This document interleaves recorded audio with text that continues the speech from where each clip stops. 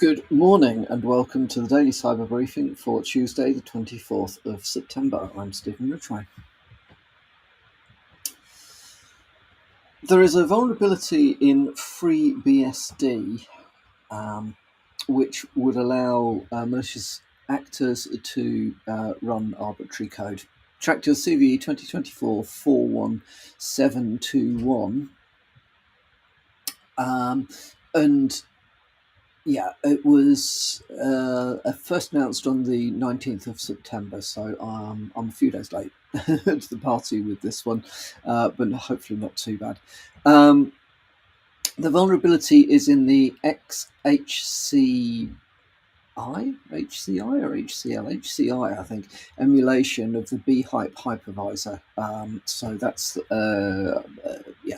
one of the potential hypervisors that you might choose to run virtual machines on FreeBSD.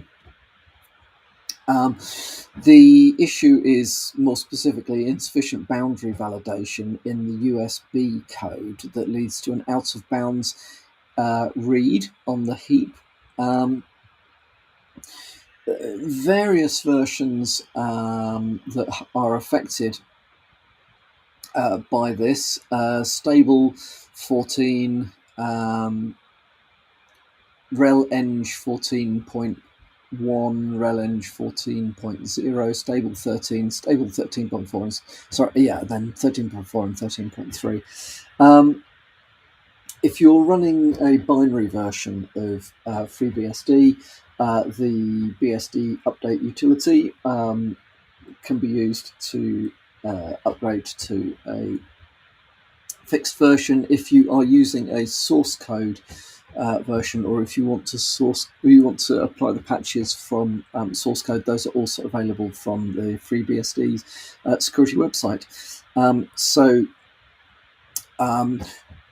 In reality, I suspect if you're running FreeBSD or BSD of any kind, you're probably on top of this stuff anyway, because one of the main reasons for using BSD is because of its focus on security. So you may be aware anyway, but if you aren't, definitely take a look at this. FreeBSD users should seriously consider patching and upgrading.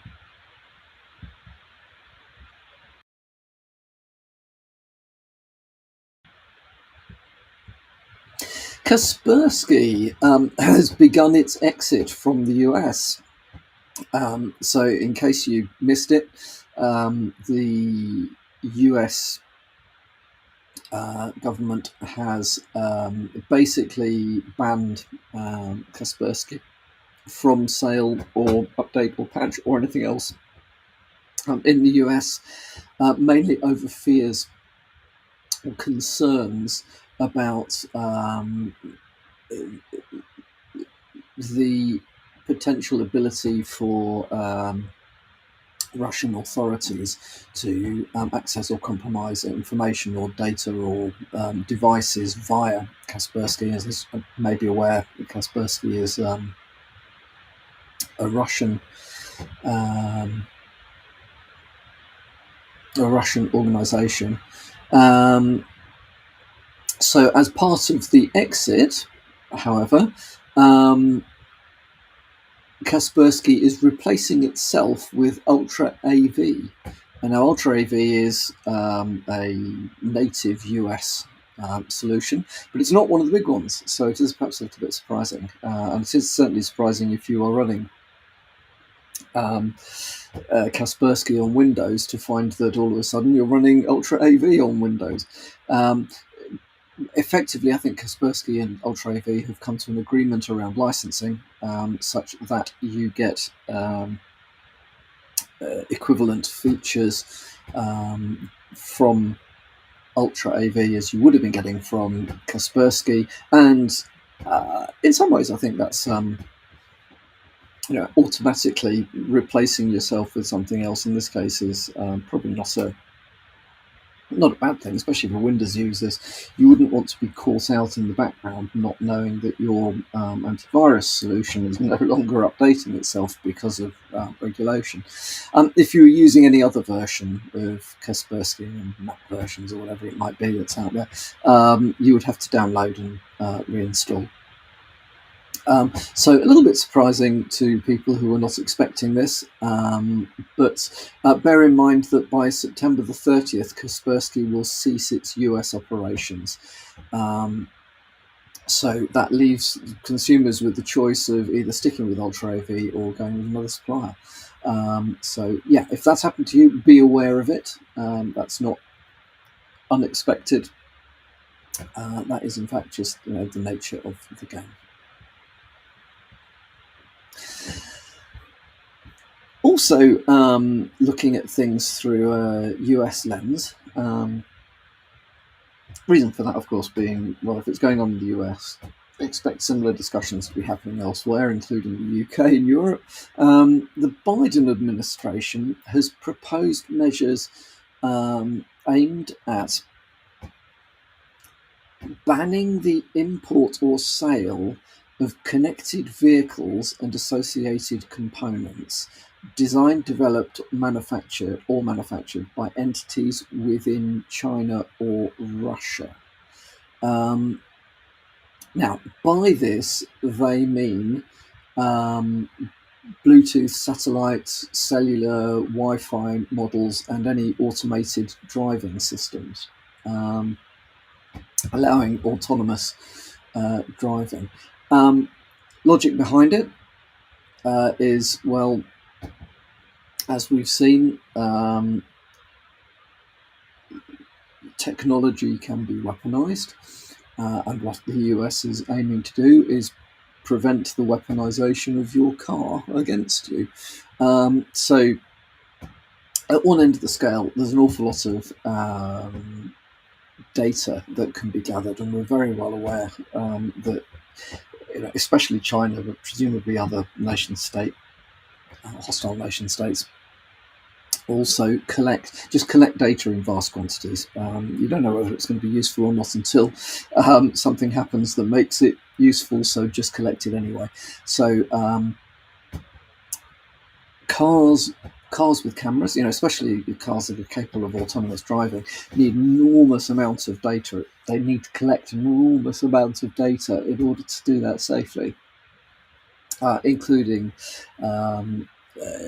information from cameras, proximity sensors, GPS, you name it. Now imagine that stuff being collected en masse by hostile states. It would not be a good thing.